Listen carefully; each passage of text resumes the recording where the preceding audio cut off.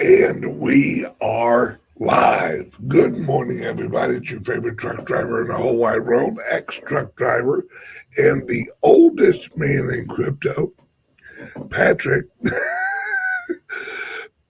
pushing. There are older. Well, unfortunately, and God rest in peace, Mr. Munger is no longer with us. Well, he wasn't in crypto. Oh, yeah, he was. No. Oh, well, he wouldn't admit it. Right. He may not have been, but actually Berkshire Hathaway is. Oh, their business was buying real estate for the crypto city out in Nevada, right? Bingo. Blockchains LLC, who I heard recently has gone defunct. They're selling all the land at a discount now. 3.5 cents on the dollar? Yeah. No, that's a different place we're going to talk about. Oh, okay. Yeah. But I asked you pre-live, what are your thoughts going on with friggin' Binance? I'll give you my opinion, then you roll with yours. I think BlackRock basically told them, we need to be number one. We at BlackRock need to be number one. Right now, number one is Binance. So, since we basically own your asses, you need to get rid of Binance. So here comes happy-go-lucky Gary Gensler. Let's see what Binance has. And that's why they're going after. Plus, remember that CZ is who technically brought down Sam at FTX. Right. Well, he technically brought them down because of the deal that they were trying to strike. But CoinDesk had an article ready to go that was going to put out all of the fine points that from audits that said this is a paper sham. And it's just that CZ got there first, and rightfully so, because he was going to get stuck holding FTT. Yep. Yes. Yeah, and so he legitimately did that because he didn't want to get stuck holding the bag. But CoinDesk was just going to skull them into oblivion. So fill in the blanks. Yeah. So it was kind of they had been triangulated in terms, FTX had been in terms of their immoral, unethical, sleazy behavior. Yes. And I know you had wondered if now apparently there are people who are suing the advertisers of Binance. Yep. That's going to be a cold day in hell before that goes anywhere. And remember, there's two entities here. There's Binance and there's Binance US. Yes. There should have been, I can't remember the cat's name, but there should have been an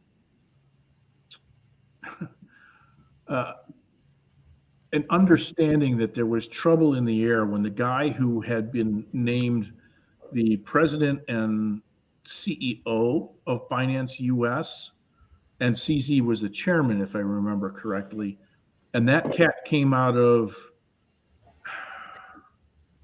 he was in the Trump administration in the comptroller of currency office, if I remember that properly.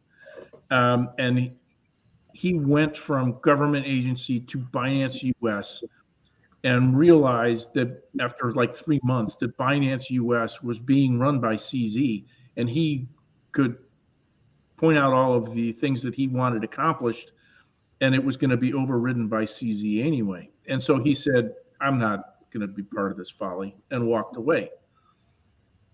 At that point, we all should have gone, uh-oh, there's something rotten in Denmark, right? And that problem is with Binance US. Now, Binance US, just by its configuration, is a US entity, is going to have to contend with that legal situation. But Binance, good luck. Yeah.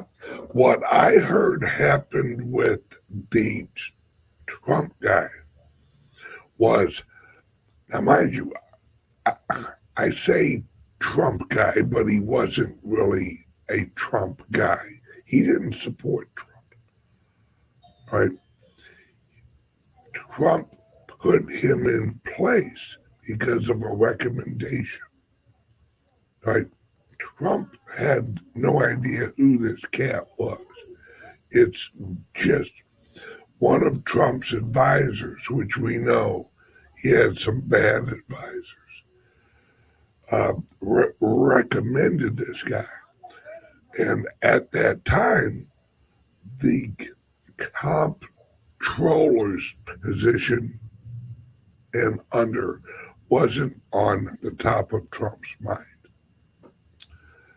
But this guy came in to the Binance US corporation and said, this is how you'll be legal in America. And it was basically KYC, track everybody who uses the service. Not only that, but you have to allow cookies on each of the transactions. This is where people screw up. Right? Remember, these are blockchain transactions. And inside of a blockchain transaction, you can have information in each of the transactions, right? So part of the government, what the government wants is something that is kind of like a cookie in each of the transactions on the blockchain. That's their ultimate goal, because then they can track the cookie through all of it. Even if you put it in a scrambler, the cookie, the message linked with the coin or the transaction comes out the other side on the coin. So that's, now see, Exodus doesn't do that. They have no excess information written into the transaction on each movement out of the wallet, because they don't have any of the information. They don't have your email. They don't have your internet service provider. They don't have your IP address. They don't want it. Right? They don't want it. And how Exodus gets around it is that they don't sell their product. They don't sell anything. All they do is offer a wallet and then take a percentage, and Exodus does not have an Exodus token. Never will. So the SEC has nothing on Exodus. Nothing. They go They ahead. are an open source provider. To work within what Ben just described, your best course of action is at an exchange. Doesn't matter which one. You're going to buy a stable coin. It's Tether, it's USDC, whatever. You're going to take it from that exchange and you're going to send it to your Exodus wallet. That's all you buy at the exchanges. Now, two things happen there.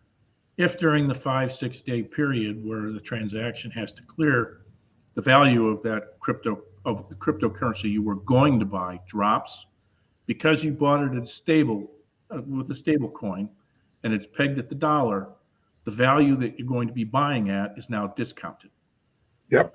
Or if it goes up. Yeah. Well, if it goes up, it goes up. Okay. Yeah. You're catching the ride on the way up. You're not going to lose that much. But the one thing you don't want to have happen is you don't want it to be on the value of Bitcoin or Litecoin or whatever on the descend when you buy it at the exchange and then send it over to your Exodus wallet. And now everything that you're going to acquire within Exodus is going to be at a premium price. So you're taking that USDT or USDC over to the Exodus wallet and your transactions occur in there. Two things happen. You have protected transaction detail. It's only between you and Exodus. Nobody knows what you've bought when or anything along those lines. And secondly, when it comes time, and this is not financial advice, this is merely entertainment value information. This is what I do. When it comes time, and you want to liquidate, that's right, see the fine print at the bottom, and you want to liquidate, you'll exchange whatever cryptos you bought in Exodus for Tether or USDC and then move it to your exchange and take it out. You don't have a taxable event. Hang on a second. VIP says, don't use headlines that create the feeling of panic. Hey, VIP, fuck off. We're not done yet, buddy. Yeah, you want to hear panic. Have a nice hot cup of fuck up. Yeah, my show, bitch. Anyway, you'll move it back to the exchange and you don't have a taxable event until you exceed the basis, the dollar amount that you have acquired in that stable coin. So you've bought $10,000 over the course of time. That $10,000 that you moved back through from Exodus to the exchange and into your bank is fine until you exceed $10,000, and then it becomes a taxable event. Keep track of all that stuff, but that's your behind the veil, and nobody can see what I'm doing because nobody should see what you're doing. Your business, your business. And the reason I use such a sensational headline is because Patrick and I, well, mostly Patrick, has received the phone calls. Oh, no, I think I got hacked. Somebody moved my $300,000 worth of cryptos.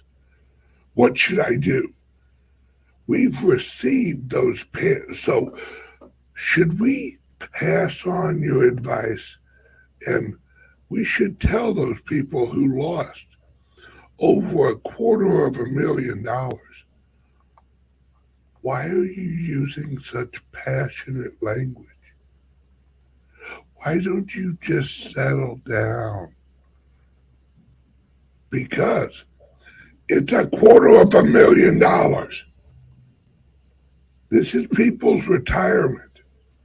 The reason I wrote alert, crypto wallets are failing, get your coins off now, is because guess what? crypto wallets are failing. Get your fucking coins off now. Hey, Patrick, you're going to play judge. Your Honor, I'd like to enter into evidence prosecutions. Example 1.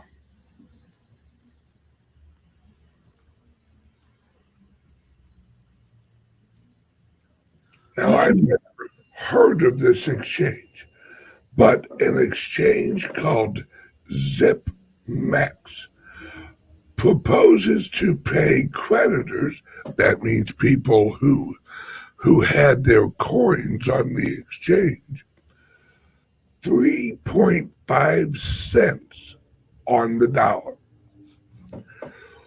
Woo! Boy, that makes you feel good. Bargain basement prices, yeah. Yeah. All right. I just like fucking with people who are out in the chat. This is an emergency, right? Because like I said, mostly Patrick gets these phone calls, and we're human beings. So I mean, Patrick's listening to these people, and I'm sure several of them have been very emotional phone calls. And we hear the loss. We hear these poor people who have lost their retirement or a good chunk of it. And so that emotion is fresh in our minds and in Patrick's mind. So as he's putting these laptops together and having our employees put the laptops together over at CALIX, Patrick is doing his due diligence, not just because he owns the company, but because he hears the phone calls. He knows he's producing a product and he's trying to educate the people so that he gets less and less of those phone calls. That's his goal. That's our goal at CALIX Solutions, is to get zero. Somebody stole my crypto's phone calls.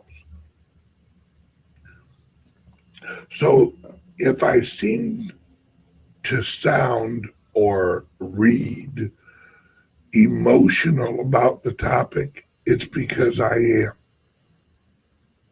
I am emotional about people putting their hard earned money into a technology and then having some piece of shit steal it from them. I don't like theft. Theft bothers me, as it should bother you.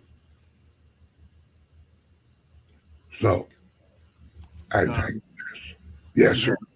You had a list. Oh yeah, yeah. This is a list. Now this is not my list. I would not put this list. All right. Here's the 5 past hot wallets of December 2023. This is by Forbes. They say number one's Coinbase. Okay. Oh, hang on, David. All right. Number one's Coinbase. I completely disagree with this. Number one, hot wallet. That that basically means a wallet able to exchange. That's what a hot wallet is. A place you can purchase cryptos if you choose to. That's a hot wallet, and it's based on a browser. Right. A lot. Now, Exodus is not based on a browser, but it does have an internal exchange feature. Number one, in my opinion, should be Kraken. Kraken has never, ever been breached. They have a wallet? Huh? They have a wallet? They, well, how their exchange is coded, it is technically a hot wallet. All right. Now, Coinbase, don't get me wrong. For the beginner, it's great. Easy to use. And if you're not purchasing large amounts, I think that Coinbase is fine. Number two, Safe Pal. Never used it, have no information on it. Patrick, how about you? What? No, never used it. Never heard of it. Yeah, I've never heard of it either. Number three, crypto.com. Now, I know a guy who works at crypto.com. They are, from everything I know, they're a good company. They are. They're very security focused. Uh, but that's all I know about them. I don't know the internal code. They are not open sourced. They are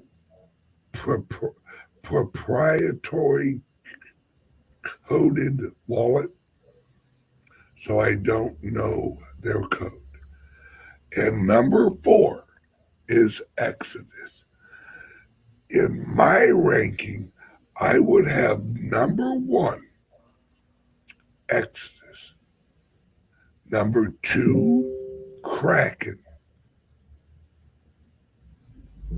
And the rest, I guess I'd put like probably Coinbase, then crypto.com. And I don't really have a number five. Well, actually, since I know the code with the actual Divi wallet, I would put the Divi wallet above Coinbase wallet.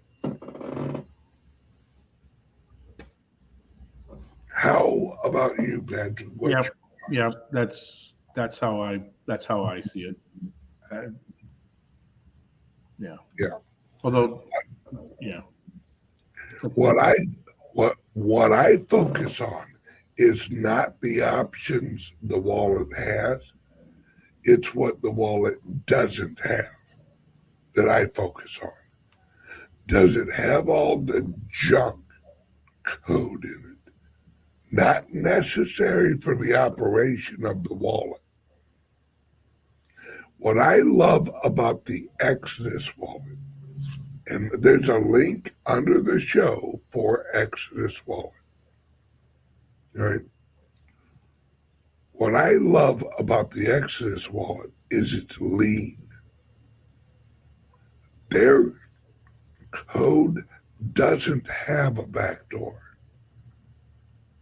Now, the thing with that is if you fuck up, there's no backdoor. So you need to learn how to use Exodus before you use Exodus. And write that shit down. Yes. Yes.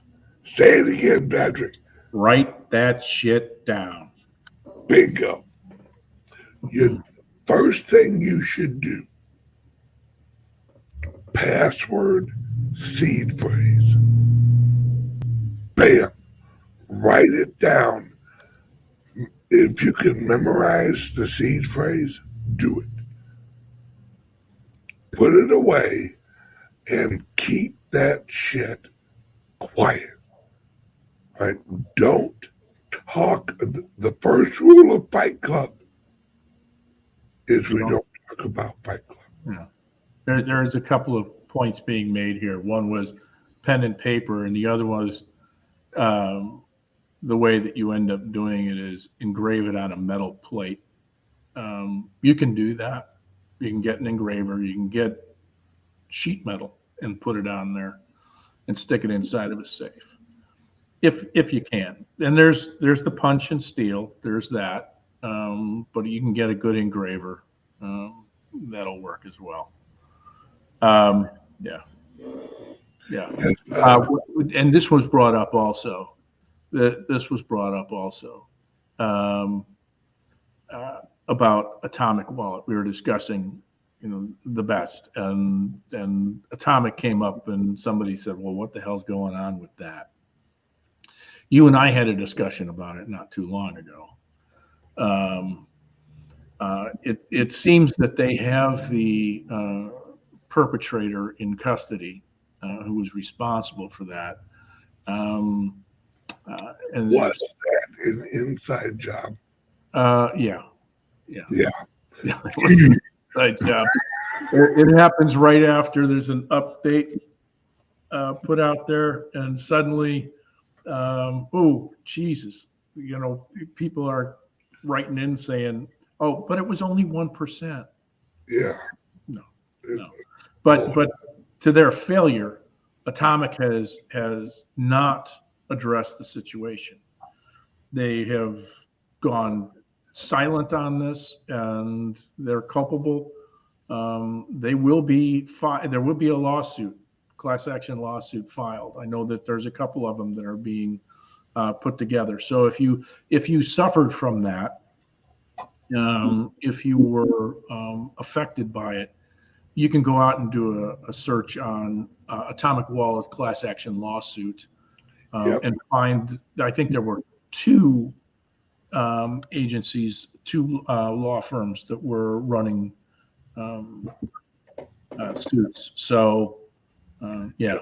One of the people who work here at the club actually got caught up in that. Yeah. And they are looking into the whole, class action lawsuit thing. Right.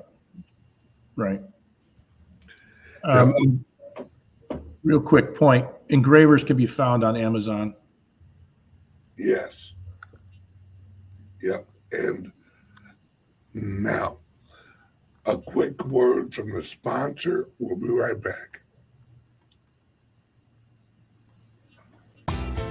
Are you buying and selling cryptos on the same laptop that you're using to browse the internet, read your email, and visit social media sites? If so, you're exposing your cryptos to theft. Whenever you're online, you're at risk of getting hacked and having your identity stolen. How would you feel if someone stole all of your cryptos? What would that do to your finances? Guard your cryptos with a safe and secure laptop from CALIX Solutions. Each laptop is set up just for you and your cryptos, and then we walk you through exactly how it works. Don't risk the security of your cryptos. Order a crypto laptop from CALIX Solutions now to secure your crypto future. Learn more at calixsolutions.io.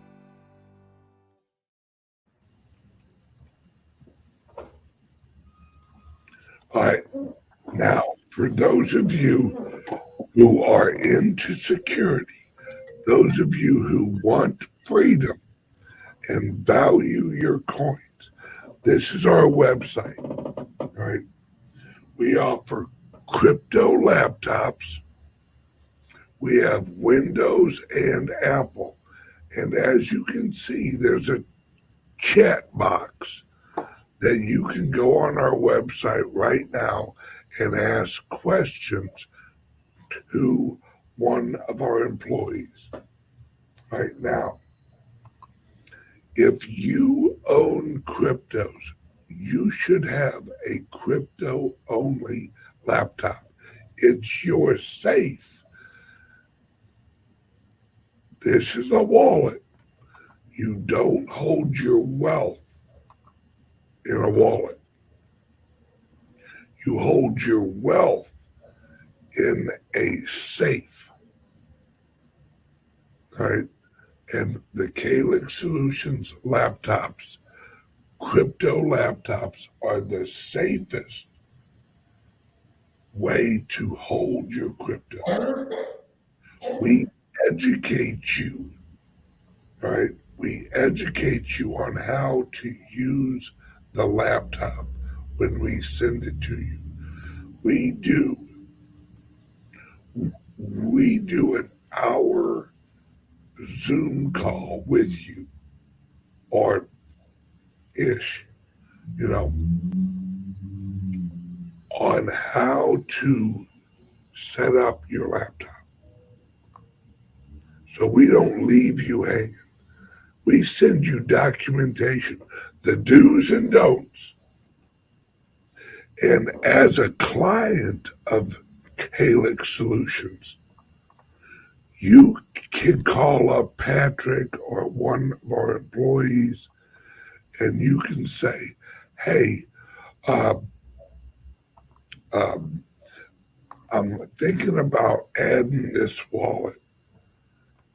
Have you heard any pros or cons? Or you send us a chat or an email. Right now, today at noon, at 12 o'clock Eastern, Patrick and I are doing our CALIX Solutions Cyber Stuff show. Patrick, how do they sign up for it? Or how do they get into the cyber stuff? First, you have to have a crypto laptop. Yep. Or a Liberty laptop. Folks with Liberty laptops are welcome as well. And then you go to the portal. Within the portal, you'll see a link to Cyber Suites, and you'll go in there, and it'll ask you what you'd want to sign up for, whether it's the cyber stuff subscription or the helpline, which includes both access to the videos and the live chat solution.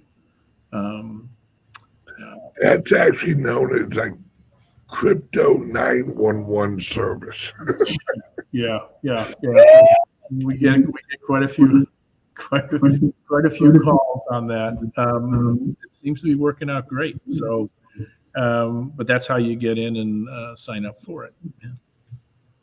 Good. All right. That's it for this part of the show. Patrick, I will see you at 12 o'clock your time. Yep. 12 o'clock my time, 11 o'clock your time Central. Yep. And everyone else, we are going to the private server because we're going to watch a little video. And actually, Patrick, do you have a couple minutes? Yeah. All right. I want you to look at this with me. Where the hell's my little pointer? All right. Because there's a video.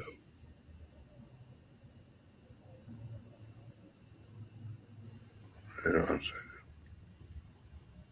Oh, what happened to it?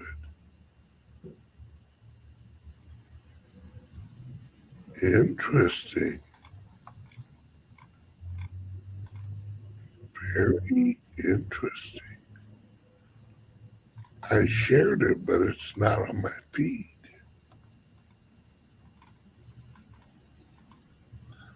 That's odd.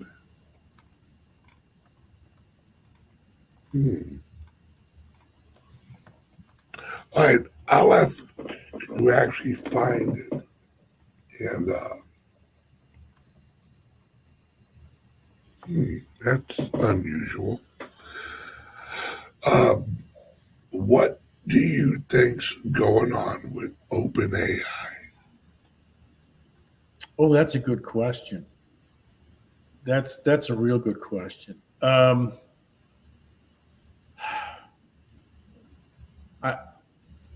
not sure exactly what's going on, but if I'm sure that a lot of people aren't aware that OpenAI is a not-for-profit, and it is owned by at least 5 organizations, and Microsoft is one of them. The only for-profit element out of all of this is ChatGPT. And when Altman got summarily booted, and the new establishment came in, there was a revolution within the organization. I think there was a letter that came out from like 100 people, and they said, we're not having it. We're just not having it. And so they brought Altman back in because he was going to go work for Microsoft, along with his co-founder, who resigned the day that they got rid of Altman. This was all politics. This was all politics. Altman's coming back. So is the co-founder. I'm sure they've strengthened their position in terms of equity and everything else. I just thought it was interesting that Microsoft went, oh, well, we'll take you. Come on in. And they were going to have them run their AI. It would obviously would have been competitive. It is murky. It is interesting. It is it has the smell of Machiavelli to me. Yeah. There's definitely some fishy shit going on. Yeah. And the funny thing is too, he recently raised the issue about the ethics associated with AI, and he was the guy that pushed it out there. Really? Yep. Dr. Frankenstein, you having second thoughts about your monster? Is that what I get? No doubt. Yeah. Yeah, it's very, very unusual what's going on there. Oh, here it is. All right, let me bring this up. It's weird how I shared this tweet, but it's not showing up on my feed. Here, I'll share it again. Fuckers. Or so you think. All right. I'm going to share this. All right. Oh, everyone watching on YouTube, click the link under here and join the private server, because I'm not going to play this on YouTube because they'll flag me. So we're going over to the private server. Be right back.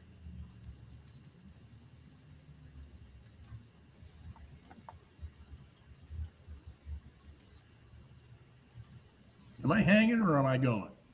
You are hanging because I want your... That's fine.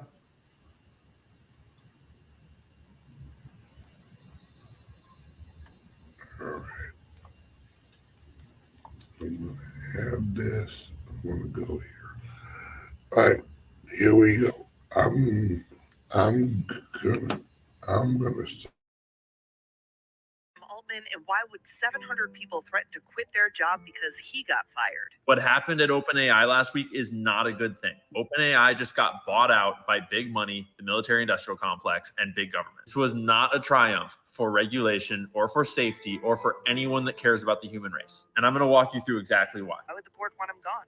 Is it because Sam Altman testified to the U.S. Senate that AI requires regulation? Actually, Sam has been instrumental in pushing OpenAI, which was supposed to be a nonprofit for research and the betterment of humanity. He's been pushing it towards more and more business all along. Sam has been the primary driving force between changing the structure of OpenAI from a pure nonprofit to a partial for-profit. And I don't need to direct your attention any further than this to tell you that the person that is lobbying Congress for more regulation is not necessarily doing so because they actually want more regulation. A regulated monopoly is really dope. Let's see who was on the board.